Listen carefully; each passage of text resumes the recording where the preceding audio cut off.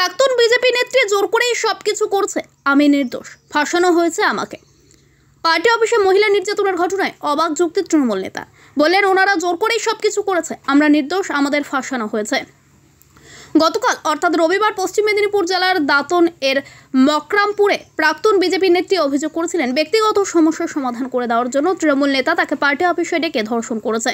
সেই মর্মে লিখিত অভিযোগ দায়ের করেন তিনি। রবিবার বিকেলে এসপি অফিসের সামনে বিক্ষোভ কর্মসূচি পালন করে বিজেপি নেতৃত্ব।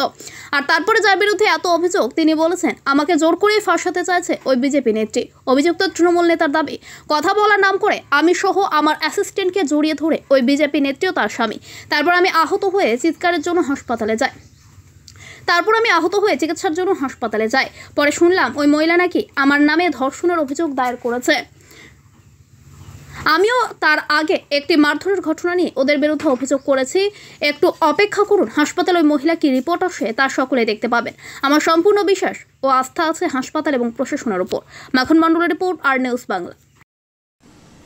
গতকাল আমি 10:30 নাগাদ আমি পার্টি অফিসে এসে আমি দেখি আমার হোল টাইমার যিনি শক্তিবাবু এবং মানিক পার্টি অফিস খুলে এবং শক্তিবাবু এসেই খাতাপত্র দেখে যে কখন কোন টাইমে মিটিং আছে।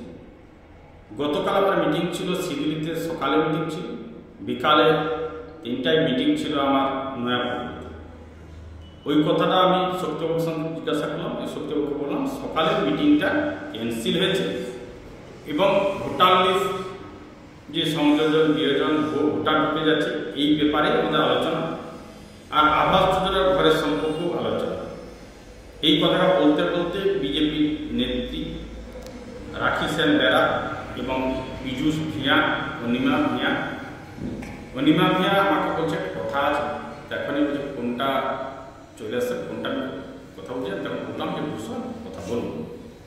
তখন মানুষ এলে আমরা পার্টি কী করবো বুঝতে, আমরা বললাম পার্টি ভূষণ ফোন শেষ হচ্ছে, তারা বলছে কথা আছে চলে